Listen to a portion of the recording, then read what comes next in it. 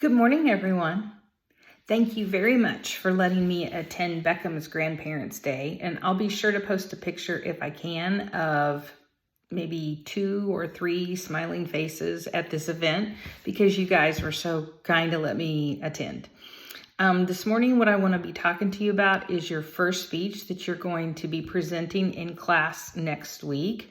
You will find the assignment right now posted in modules, speech assignments, in-class assignments. It's the first assignment at the top. You can stop the video right now if you like and go straight to that. Download it if you like to. But what I want to talk to you about is what the requirements are of that assignment. So this is an initial assignment that is 2 to 3 minutes in length where you're going to be introducing yourself to the class via an object or objects that you bring with you to class. That could be one item that you break down into 2 or 3 or 4 different ways to help explain who you are and what your life is about. Or it could be 2 or 3 or 4 actual items that are very literally attached to what you do in life. For me, sometimes whenever I think about that, I think about my phone. What are the different things that are on somebody's phone that could help explain who they are? And in my case, that would be, number one would be the amount of photos that I have in my phone, which is a crazy high number. And I usually beat everyone in class, which is hilarious.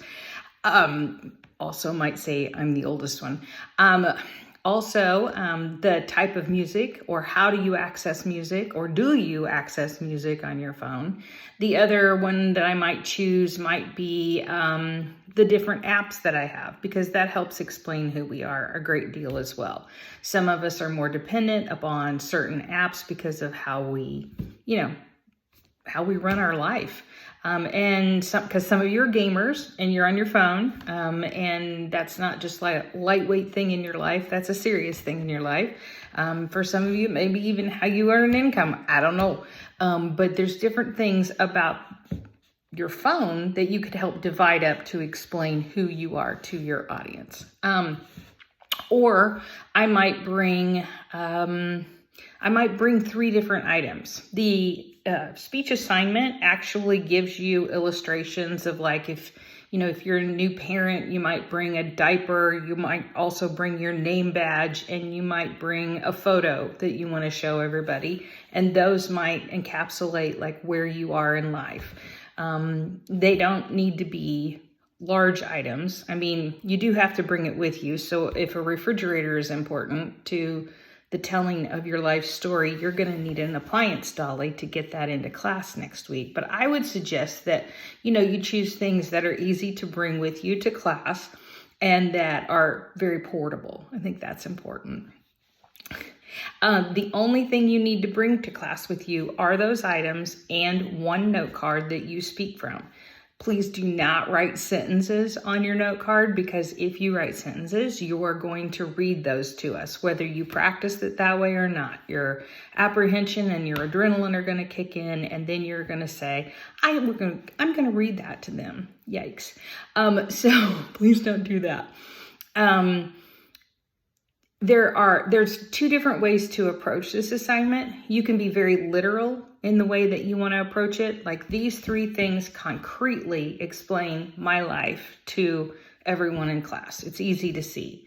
Or if you're a very creative person, you might choose to go about it in a completely different manner. You might decide that you want to do something that represents you as a person, and then draw the meanings or the analogies out of it.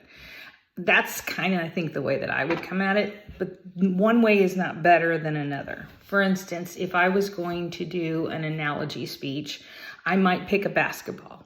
So a basketball really doesn't have anything to do with my life right now, but if you think about the different components of a basketball, they would be round, and I'm okay with that, so get over yourself. A basketball is full of hot air, definitely. A lot of people say that about me, especially my dad.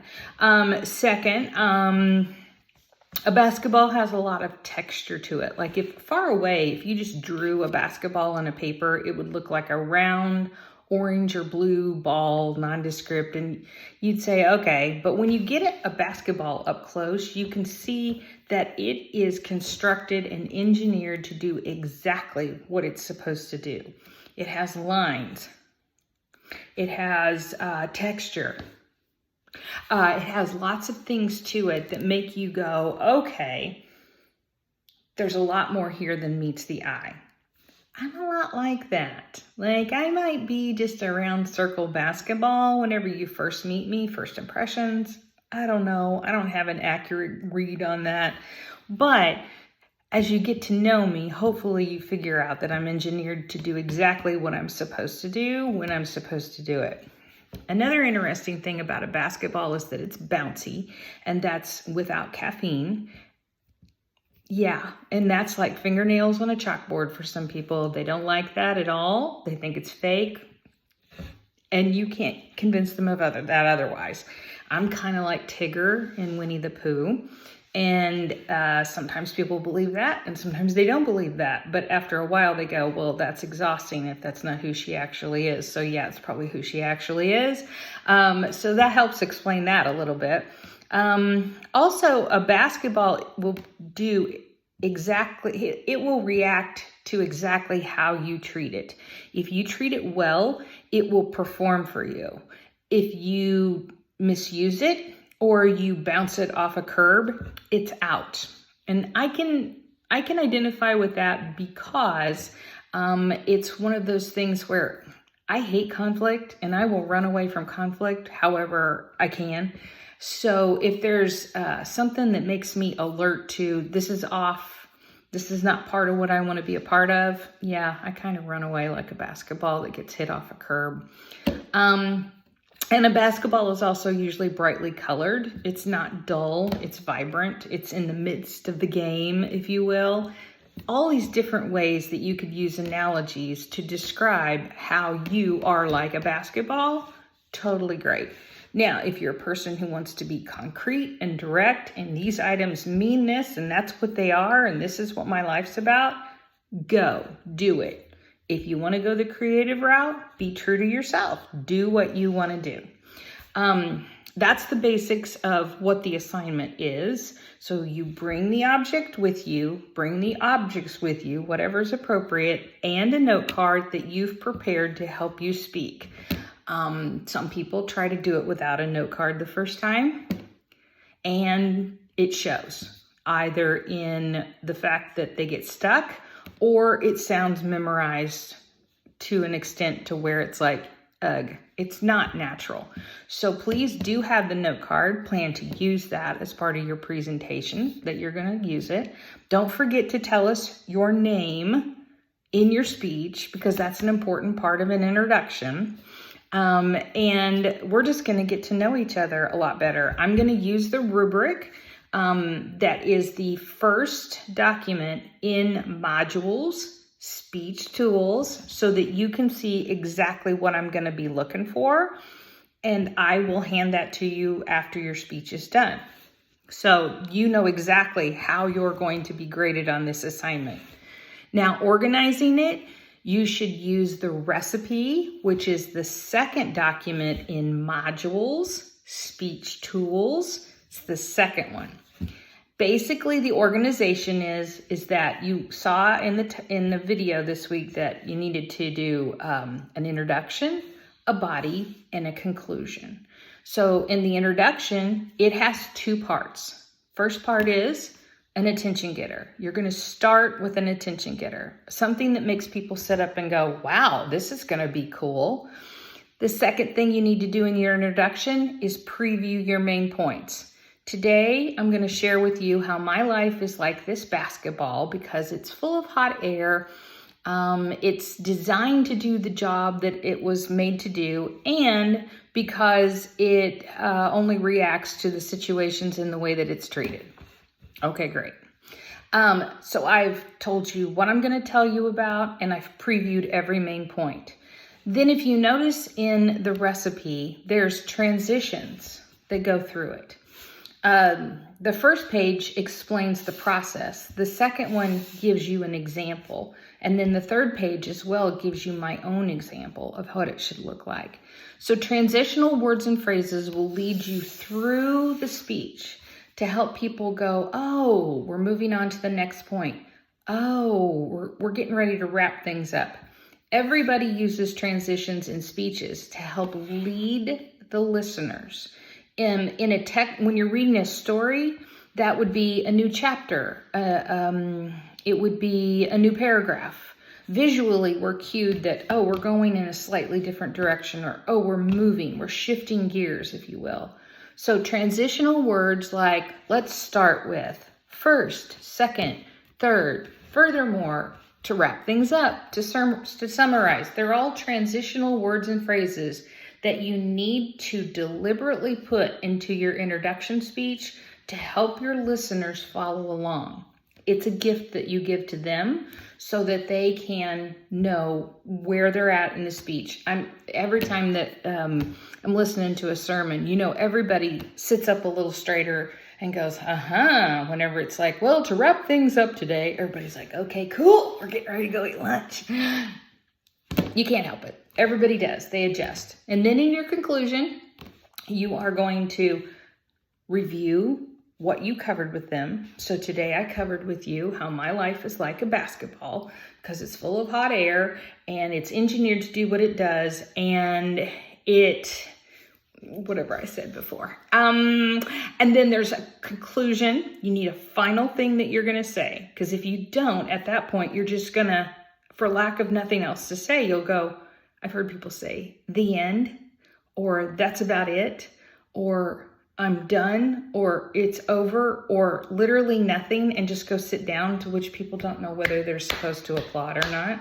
So for it to be a full and complete sort of conclusion, it needs to have a clear review and a separate concluding statement. And a concluding statement can be anything that just brings it all back together, hopefully tied back to that attention getter in the beginning.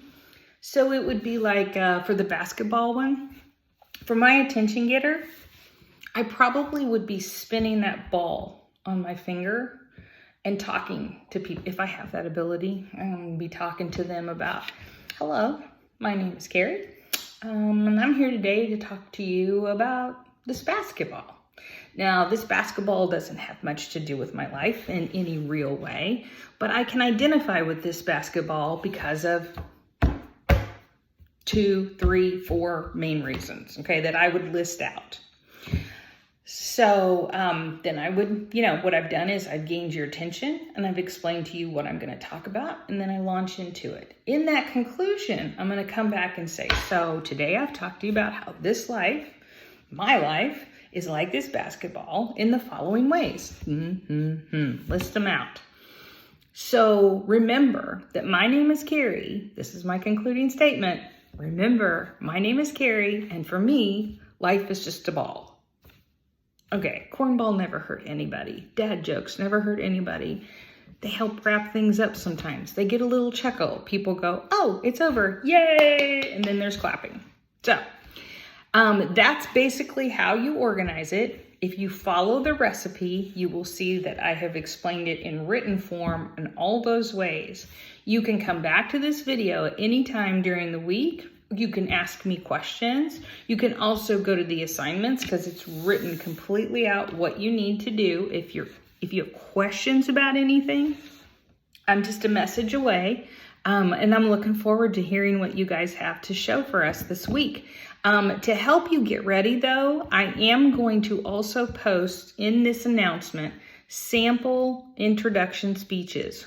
One of them perfectly follows the recipe of what needs to happen.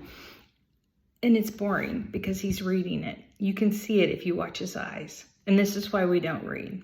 The other one is a poorly done one at the beginning, and then she comes back and changes it. It's so much better. Make sure you watch both versions, and remember they're purposely designed for you to go, oh, bless your heart, because it's real bad.